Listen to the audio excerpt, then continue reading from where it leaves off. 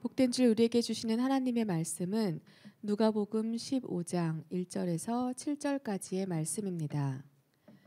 누가복음 15장 1절에서 7절까지의 말씀입니다.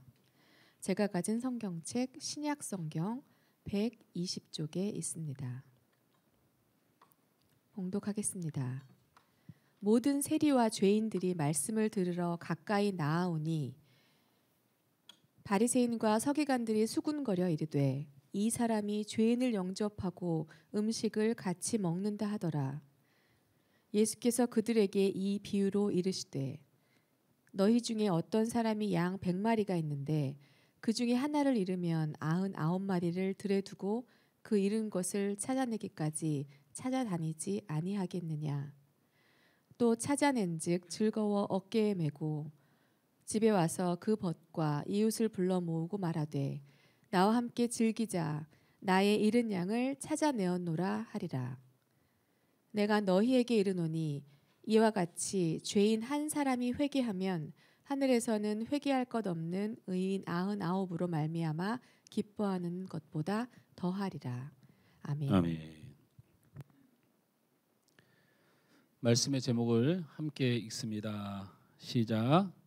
2025년 한 성도가 한 생명을 전도합시다. 다시 한번 크게 외칩니다. 시작.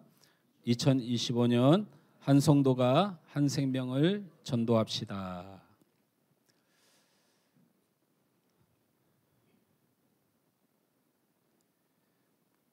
세상에는 많은 일들이 일어나지요. 그리고 그러한 일들은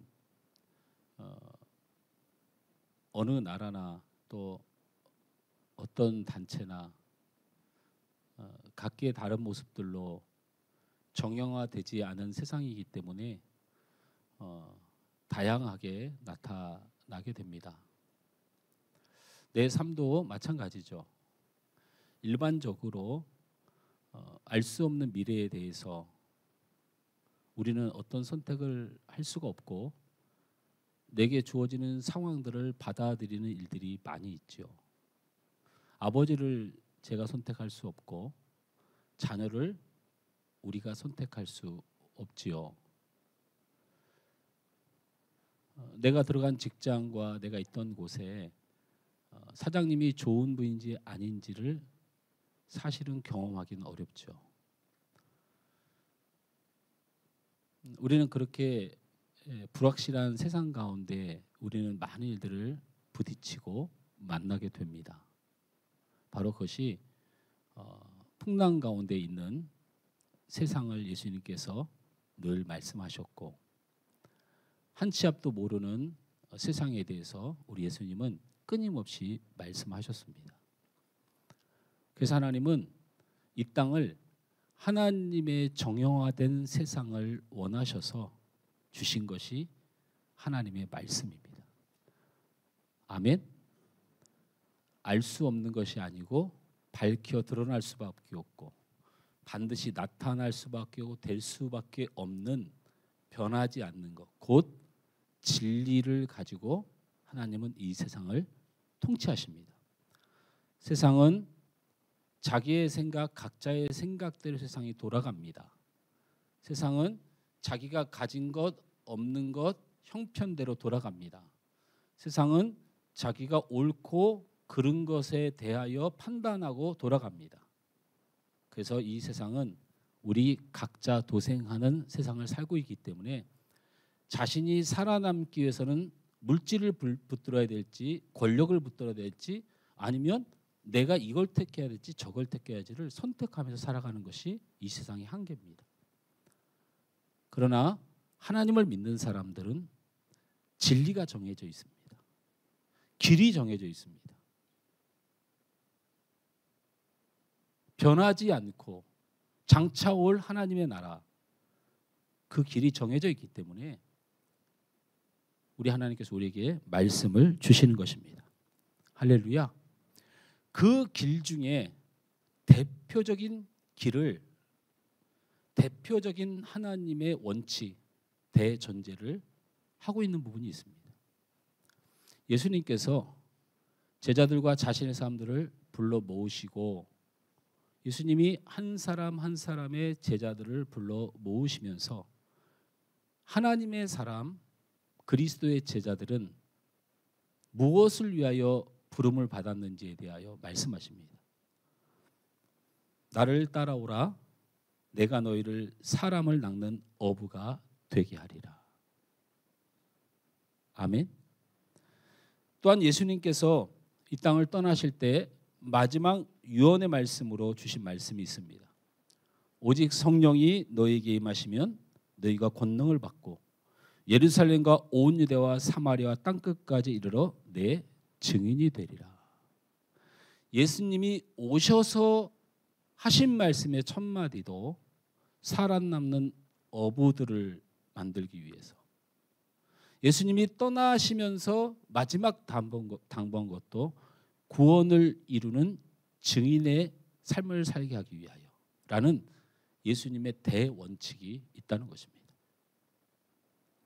그러면 구약에서는 하나님이 이스라엘이라고 하는 택한 백성들을 하나님 왜 부르셨는가?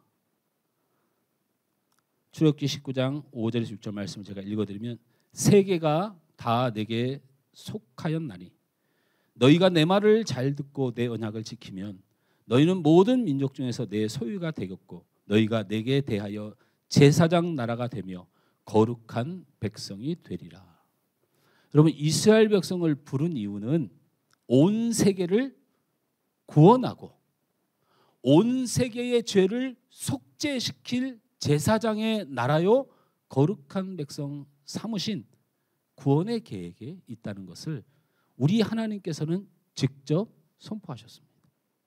할렐루야.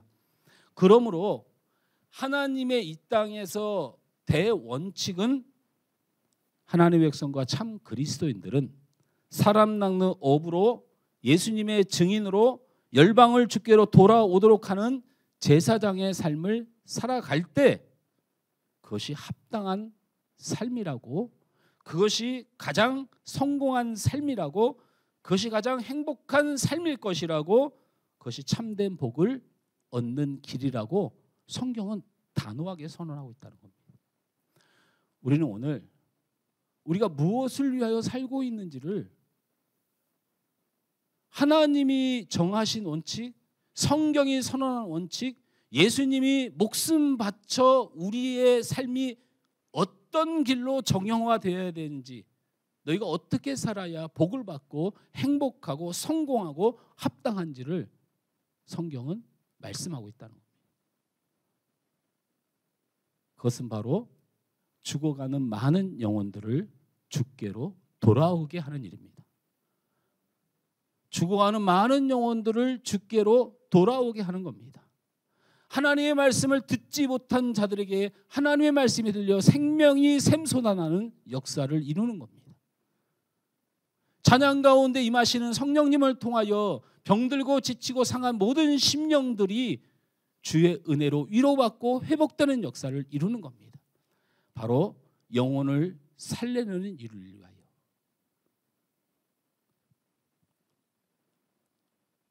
우리는 한 사람의 생명을 귀중히 여겨야 합니다.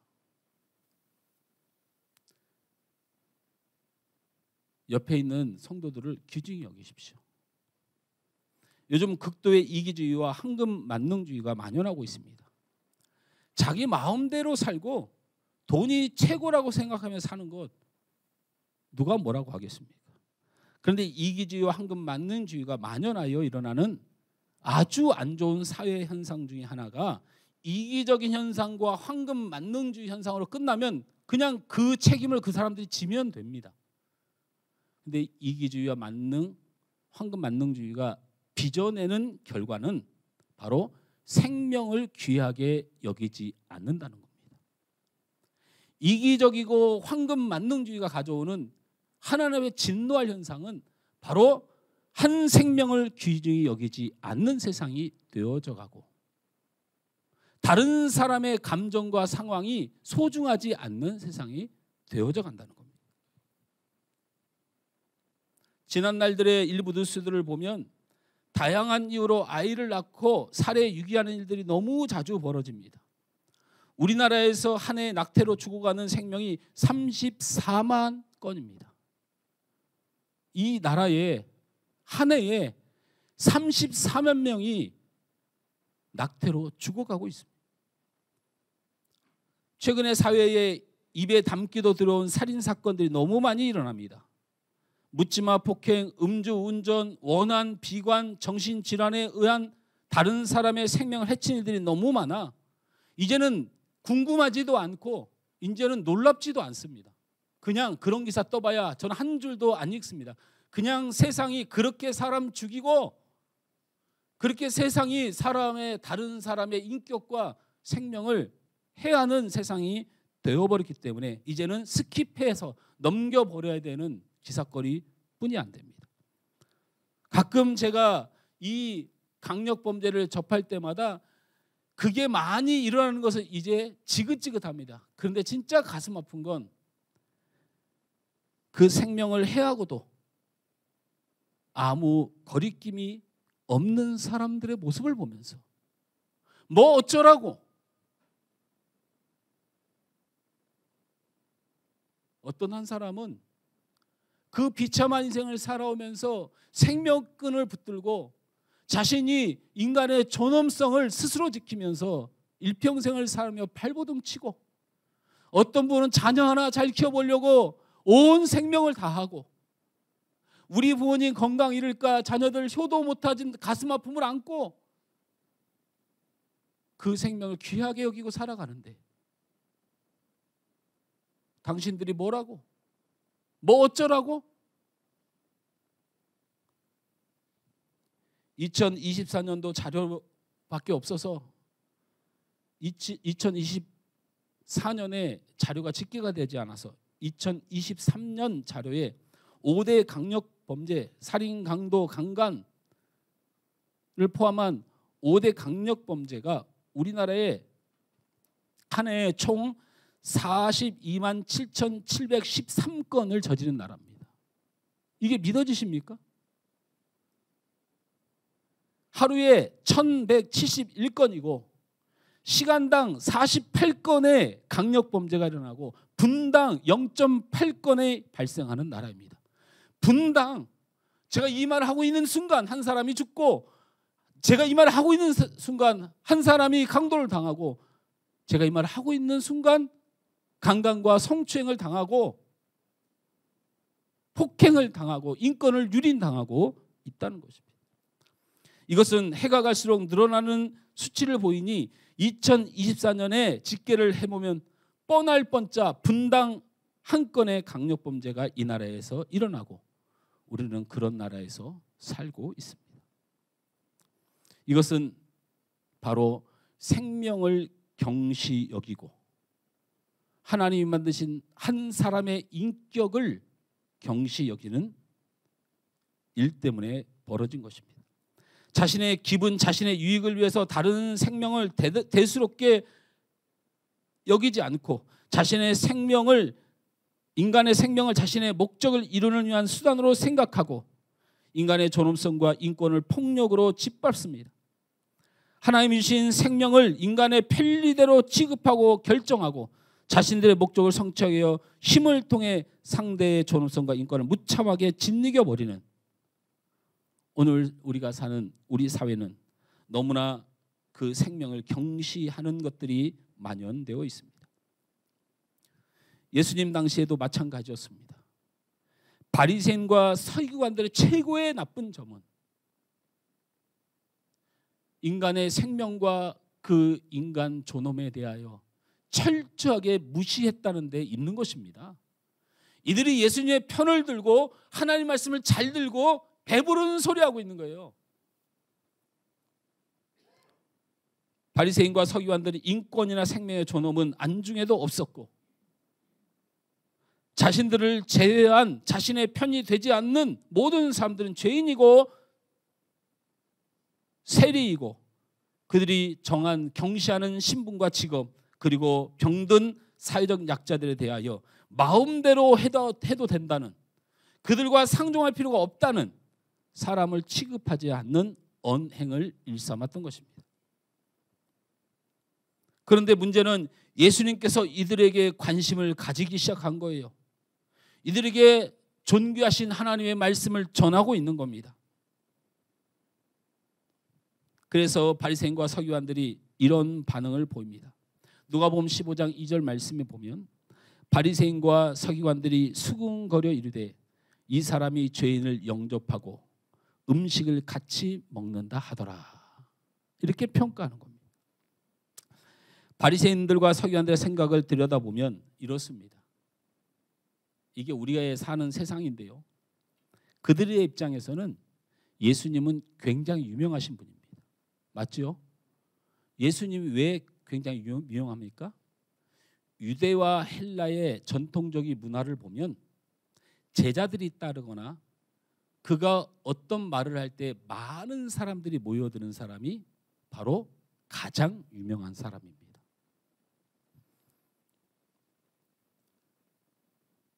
그래서 그들은 그것을 알고 있습니다. 예수님은 유명하신 분이고 특별한 사람입니다. 그러한 예수님이 자신들과 함께 하기보다는 죄인과 병자와 사회적 약자들과 함께 하고 있는 것이, 자신들은 귀한 자이고 예수님도 보니까 유명하고 귀한 분인데 예수님 우리 편을 들지 않아요. 그러자 예수님을 천한 자로 죄인이다라고 논리를 피는 거예요. 자기 중심이면 한 사람이 유명하더라도, 한 사람이 본받을 만하더라도, 한 사람의 인격과 그 존엄성을 무시하면 자기 편이 되지 않으면 천한 자가 되고 죽일 자가 되고 십자가에 달아 죽일 자가 되는 것이 바로 우리가 가지고 있는 한 인격과 한 사람을 향한 우리의 죄악의 근성입니다. 바리새인들은 인간 생명의 소중함과 인간 가치의 존엄함을 존엄성으로 사람을 대하는 것이 아니라 자신의 유불리, 자신들의 만족을 위해 인간을 죽이고 적대시하고 그 죄의 결과로 무죄한 예수님을 십자가에 달아 죽일 수 있는 용기가 생긴 것입니다. 국가가 혼란 가운데 있습니다. 대통령의 비상겸 선포와 국회의 비상겸 해제를 지나고 탄핵의 여론들이 지나가고 있습니다. 저는 사실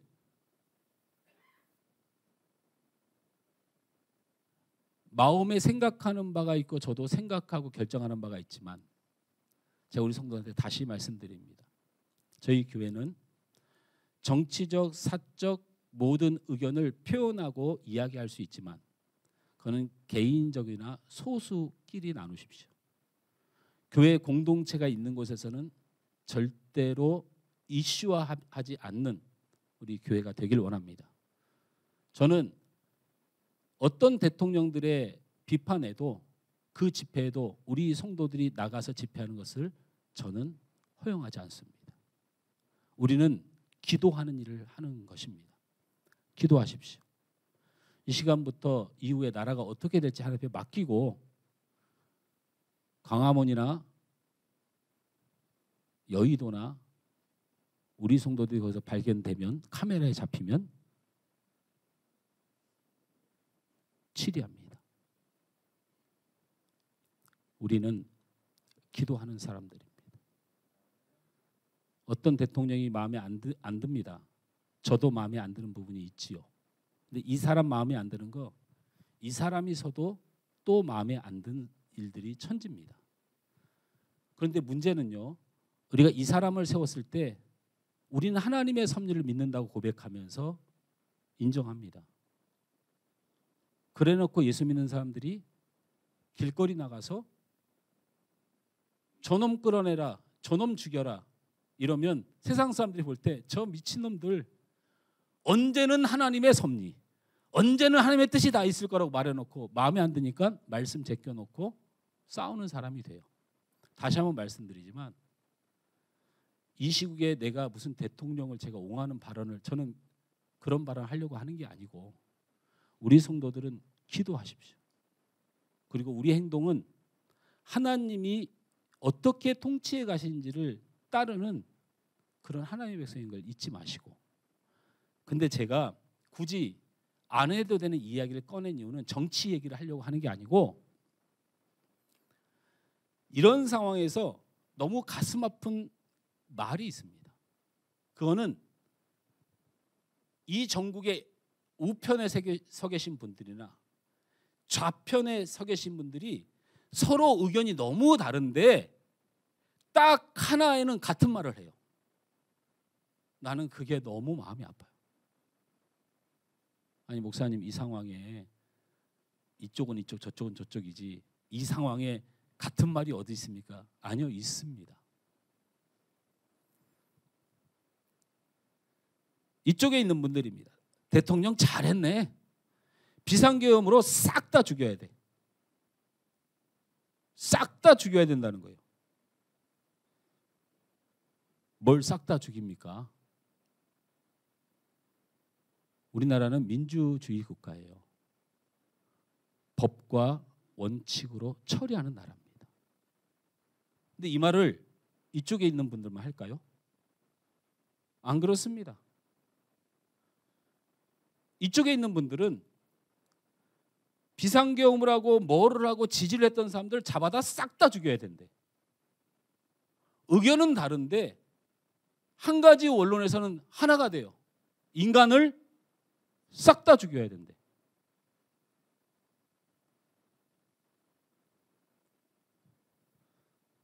제가 이런 말을 했습니다. 우편에 있는 사람들을 잡아다가 싹 다 죽여야 된다는 말을 듣고 좌편에 있는 분들, 속이 시원했던 분들 손 들어보세요. 얼떨결에 지금 들었어요, 손을. 저 인간 저랬던 저 계엄령 저 했던 것들 저것들 잡아다가 싹 다 죽여야 돼, 이럴 때 막 속이 막 후련했던 분들. 또 반대로 대통령을 지지하지 않는 아주 저런 뭐 종북 뭐 이런 얘기 하면서 저런 것들 싹 다 잡아다 죽여야 된다는 말을 들을 때 속이 시원했던 우측분들. 우리도 똑같다는 얘기예요. 싹 다 잡아 죽이는 일이 얼마나 무서운 일인지를 몰라요.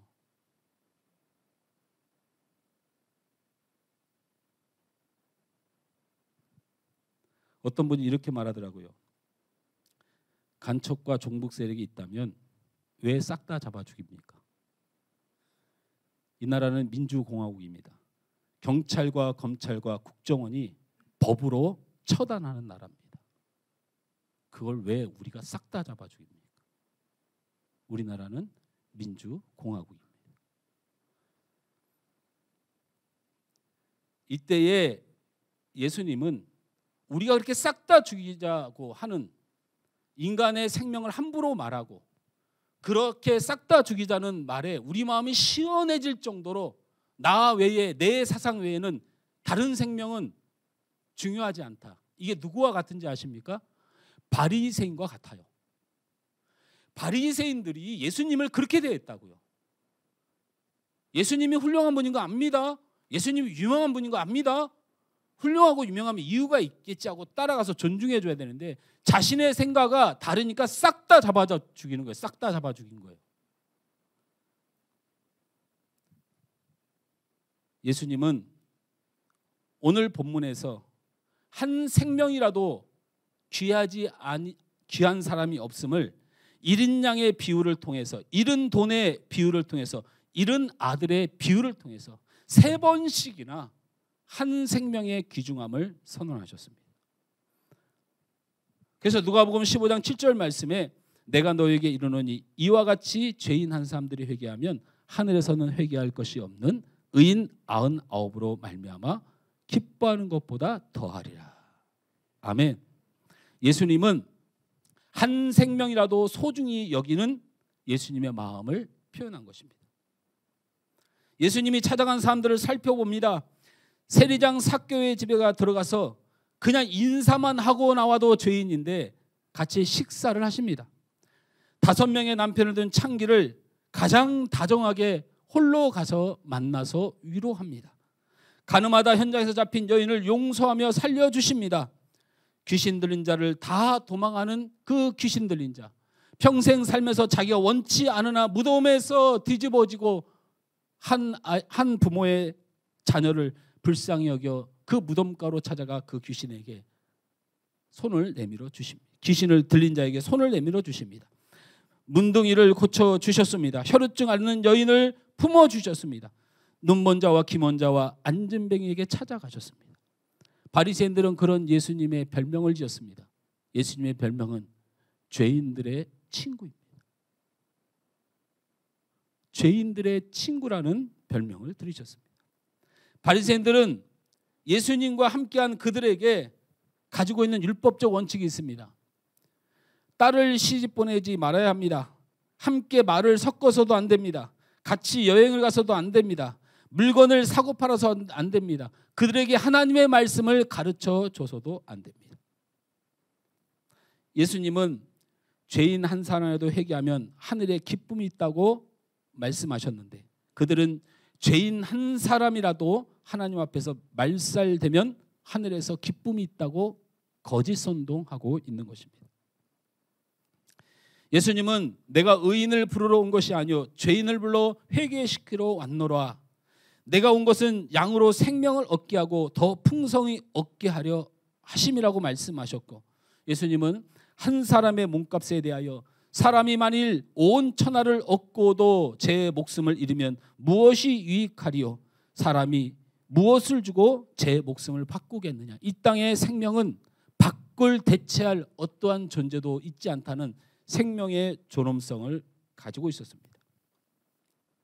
그래서 예수님은 한 영혼을 살리기 위하여 십자가에 못 박혀 돌아가셨던 것입니다. 한 사람의 생명이 온 천하보다 귀중합니다. 우리도 그 생명의 귀중함을 가지고 세상을 살아가고 옆 사람을 바라보시기 바랍니다. 호주의 저널리스트 토마스 케넬리라고 하는 사람이 쓴 소설을 영화한 작품이 있습니다. 제가 지난주부터 자꾸 영화 얘기를 해서 목사님 맨날 영화만 보고 다니나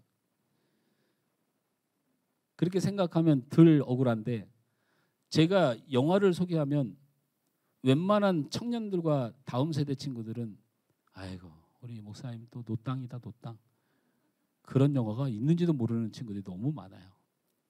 그래도 제가 감동이 있으니 여러분 신들러 리스트라는 영화 아십니까? 예. 민지는 왜 웃니? 모르는 영화야? 그래. 이 영화를 보면 실존 인물이었던 오스카 신들러는 실존 인물입니다. 체코슬로바키아 출신으로서 독일 나치 당원이고 독일 나치 당원에 충성된 사람으로서 이 사람이 하는 일은 바로 독일 나치에게 무기를 만들어 공급하는 공장을 하는 사람이었습니다. 그러나 그는 비록 젊은 시절 술과 돈에 심취하고 철없던 시절에 나치 당원으로서 나치 독일에 무기를 만들어 팔아 먹고 살고 있으면서도 그의 인생에 변환점이 찾아왔습니다. 비록 유대인들이라고 할지라도 그들의 생명이 너무 천대받으며 아무렇게나 아무 데서나 죽일 수 있는 존재로 독일 나치가 유대인들을 대하자 그 생명들을 살릴 계획을 세웁니다. 그래서 독일 군인들과 흥정해서 유대인들을 사서 자기 공장의 직원으로 써서 살리기 시작합니다. 그렇게 해서 살린 인원이 기록상 실제 있었던 사건입니다. 1,100명입니다. 나는 굶어 죽어도 좋다. 나중에 문제가 돼서 내가 처단되어도 좋다. 내가 이 세상을 바르게 사는 일은 바로 죽어가는 저들을 살리는 일이다. 그래서 유대인들을 1,100명이나 자신의 공장에 일하도록 해서 그들을 살렸습니다. 그는 한 사람이라도 더 많은 생명을 살려내지 못함을 평생에 가슴 아파했습니다. 대표적인 그 영화의 장면 중에 친구가 사업가인 자신에게 자기 승용차를 보내는데 그 승용차를 팔아 유대인을 돈을 주고 사는 일에 힘썼습니다. 자기에게 있는 금배지를 팔아 유대인 두세 명을 직원으로 더 쓸 수 있었습니다. 영화의 마지막 부분에 유대인들이 신들러를 떠나면서 감사의 표시로 반지를 만들어서 그에게 주며 그 반지에 이런 글을 적어 주었습니다. 한 사람을 구하는 자가 전 세계를 구한다. 탈무드에 있는 말입니다.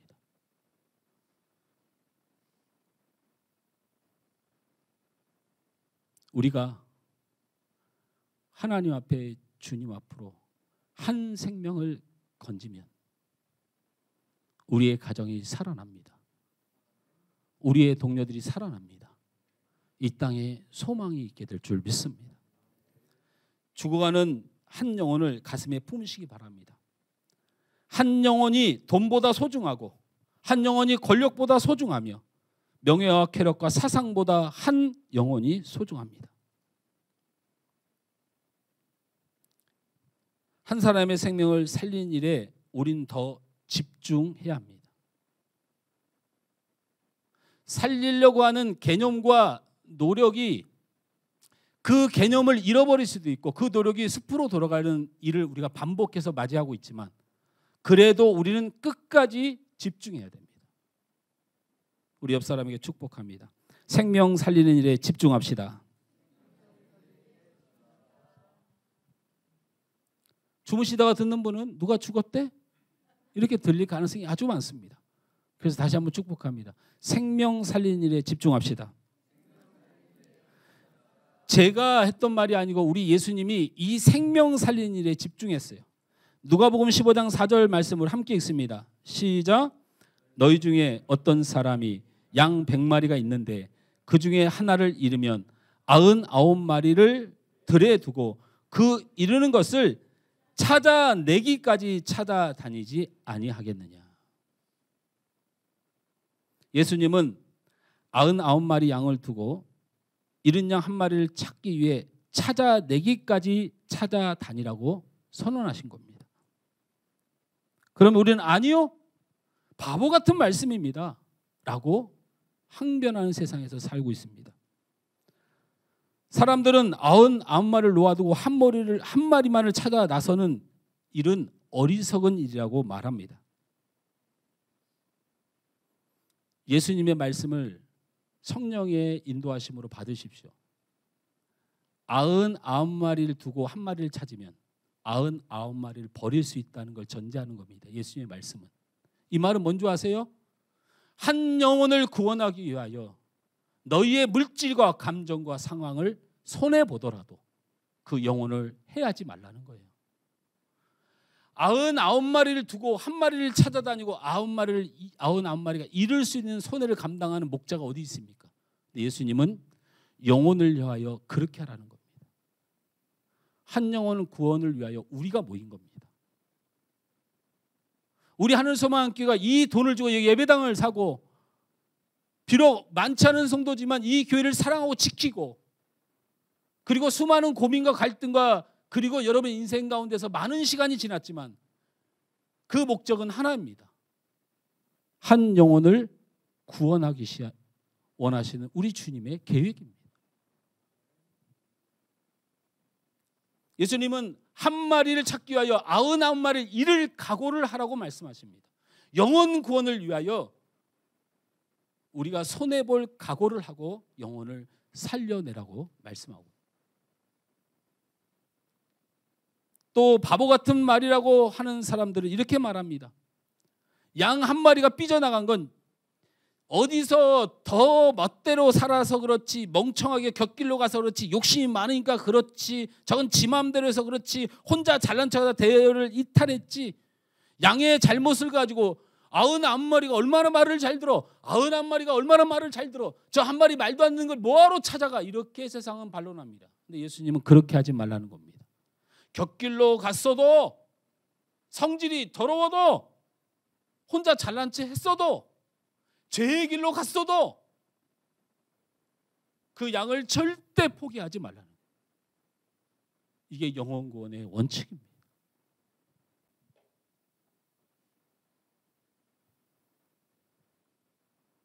그들의 잘못을 그들께 돌리지 않는 것이 십자가의 원칙입니다.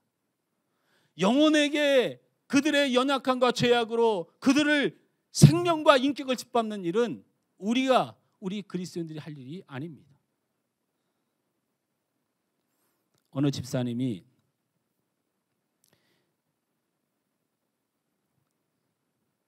나이가 한 70 정도 돼갑니다. 몸이 안 좋아지자 이 집사님이 이런 생각을 했습니다. 내가 70평생 살았고 예수를 믿은 지가 40년이 넘었는데 한 사람도 전도를 못했는데 이런 설교를 들은 거예요. 그래서 이 집사님이 내가 곧 있어 혹시 이 세상을 떠나서 하나님 앞에 가면 너무 면목이 없어서 내가 죽기 전에 전도를 한 사람 해야 되겠다 생각하는데 나이도 들고 하다 보니까 젊은 사람들 상대 못하겠는 거예요. 마침 옆집에 평상시에 친하게 지내던 80 먹은 할아버지가 계셨어요. 그래서 그 할아버지를 전도하고 싶어서 내가 죽기 전에 한 사람은 전도해야 되겠다 생각해서 집으로 초대를 해서 식사 대접을 했어요. 한상 차리면서 할아버지에게 이렇게 이 집사님이 말합니다. 어르신, 제가 명색이 교회를 다니는 집사인데 식사 전에 기도 한번 해도 괜찮겠죠? 이렇게 말했답니다.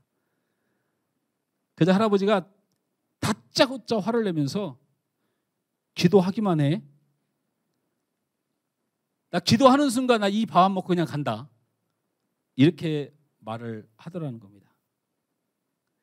기분은 좋지 않았지만 그냥 혼자 조용히 눈을 감고 혼자 조용히 기도를 드리고 식사를 했답니다. 근데 이 할아버지가 식사 시간 내내 기독교를 욕하대요. 목사를 욕하고 저 옆집에 어떤 장로 맨날 술 처먹고 돌아다녀부터 시작해가지고 우리 교회도 오늘 그 오후에 당회를 열어서 우리 당회원인 모 장로님이 술판에서 난리친 일이 한 번 있습니다. 이번 주에.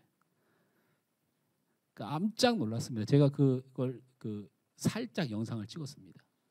술병과 함께 거기서 춤을 추고 막 나는 막 그냥 깜짝 놀랐어요. 그래서 7일을 할까 말까 고민 중에 있습니다. 우리 이화서 집사님 그 봉사하고 섬기고 어려운 이웃과 함께하는 우리 그 모임이 있는데 그분들 격려하고 시상하고 이런 그 모임에 저희들이 참석을 해서 했습니다.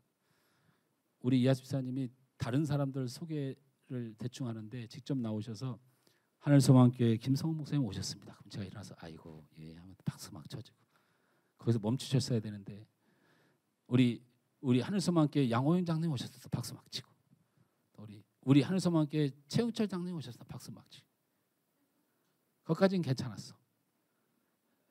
밥 먹는 자리가 그래도 예수를 믿지 않는 분이 어쨌든 그 자리가 서로 위로하고 축복하는 자리고 해서 술도 먹고 막 노래도 부르고 춤도 추고 막 그러더라고요. 근데 그 사회자 갑자기 모두를 조용시키더니 이 시간 하늘소망교회 최영철 장로님 나오셔서 노래 불러주시겠습니다 했으면 하는 밝은 길 이런 걸 안 부르더라도 건전한 노래 있잖아요. 조연히 쓸고 간 깊은 계곡 이런 노래 있잖아요. 갑자기 아파트를 선정하더니 허이 허이 허이 하더니 그때부터 창피한 건 우리 몫입니다. 어머 장로님이래. 어머 장로님이래. 웃싸 막 그래. 앞에 나온 사람가 춤을 추고 핑크 거기 턴은 또 왜 하는 거야 턴은. 저도 할 말이 없더라고요.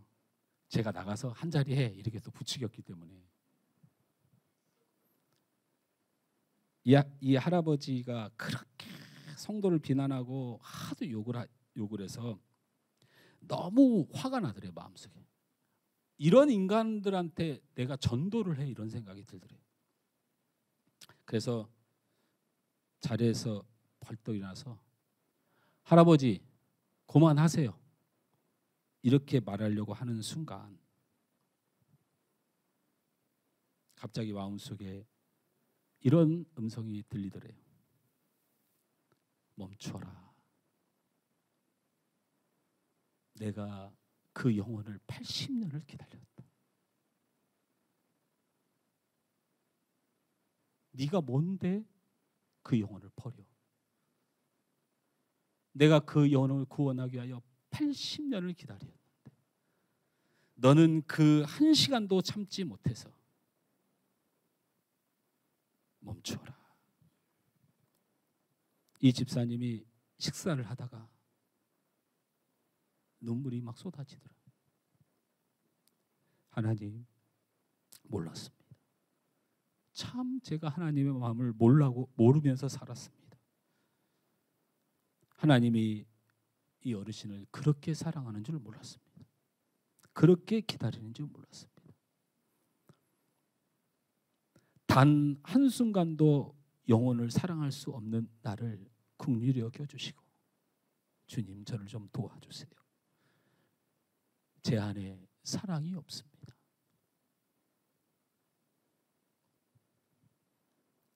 꿀벌은 한 스푼의 꿀을 따기 위해서 6만 송이의 꽃을 60번씩 한 숟갈의 꿀이 우리 입에 들어가기 위해서 꿀벌은 꽃을 향하여 36만 번을 왔다 갔다 한다는 사실 아십니까?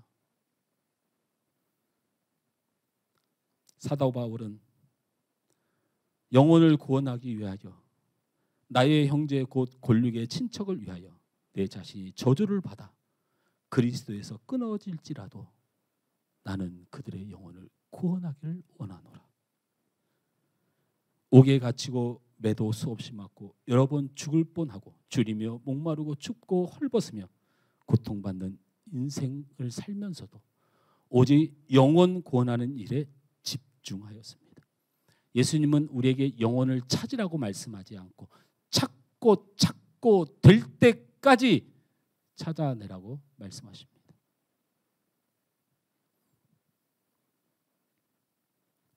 누가복음 15장 5절에서 6절 말씀을 함께 읽습니다. 시작.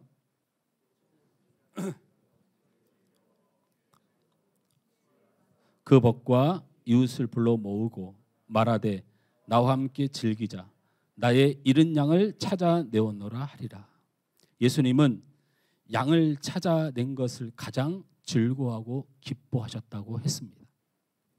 그리고 잔치를 벌려서 그 기쁨을 말하면서 내가 드디어 잃어버린 한 양을 찾았다고 기뻐했다고 증언하고 있습니다.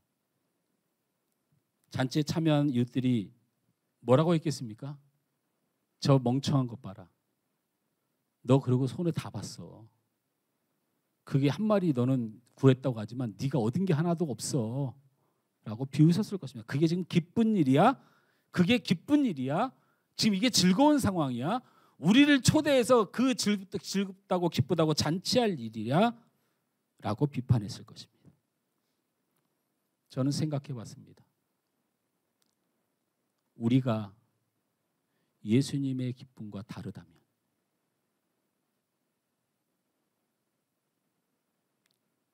잔치에 온 사람들의 기쁨과 같다면 제가 나는 무엇이 기쁜가를 생각해 봤습니다.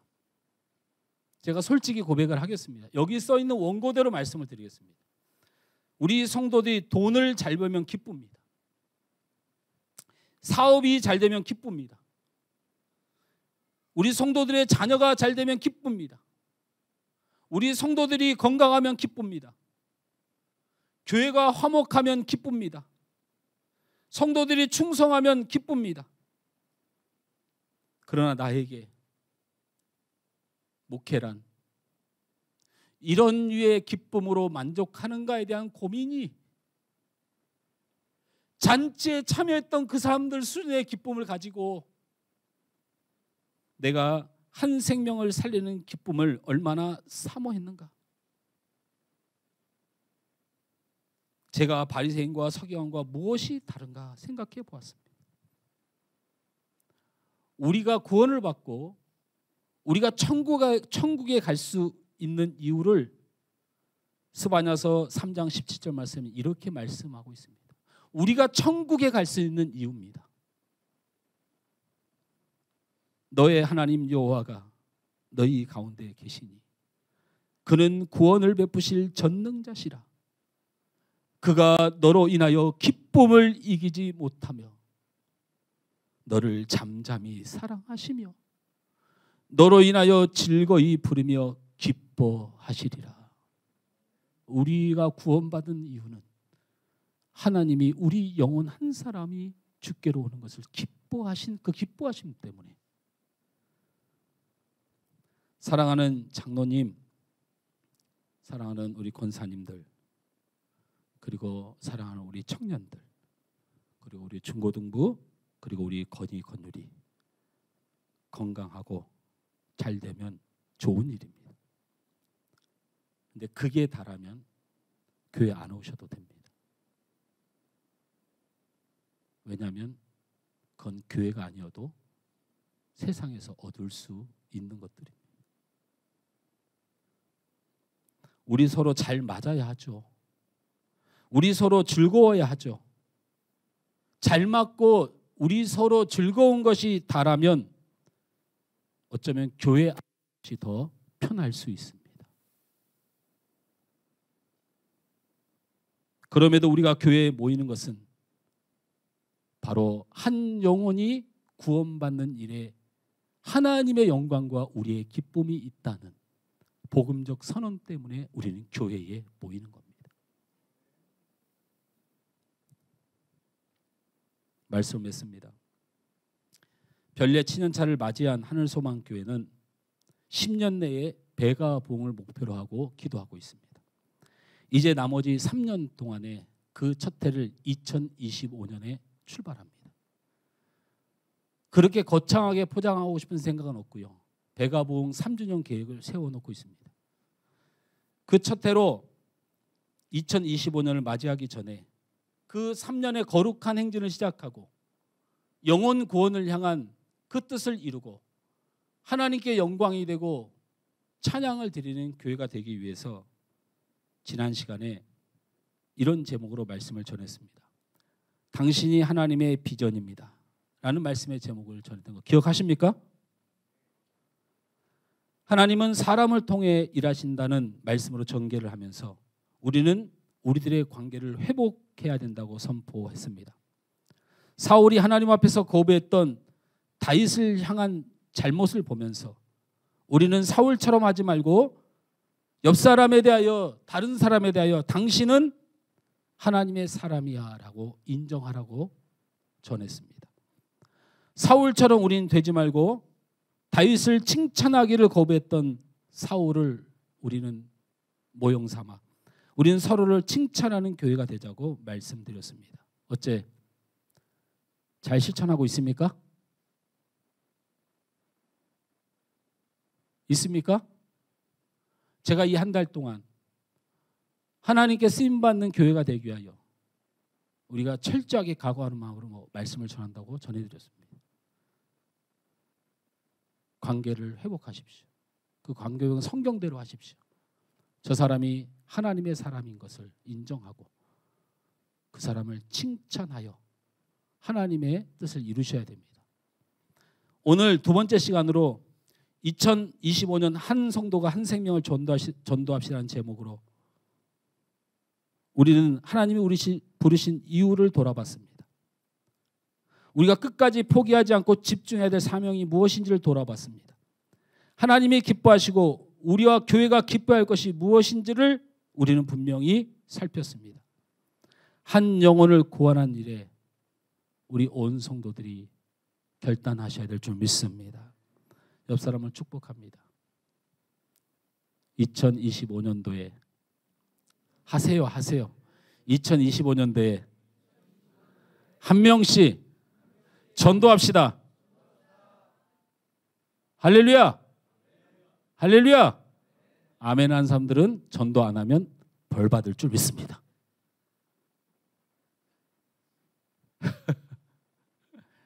저는 이 일이 하나님의 길인데 우리 사람을 통하여 막히잖아요. 저는 이게 사단의 전략이라고 생각합니다. 우리에게 욕심을 불어넣고 우리에게 부끄러움을 불어넣고 이 세상의 문화와 뉴스와 상황들로 우리를 전도의 문을 닫는 일은 사단의 역사로 믿습니다. 우리 찬양 부르면서 구원을 이루실 하나님 앞에 사단은 물러가라고 그렇게 찬양할 수 있는 시간이 되었으면 좋겠습니다.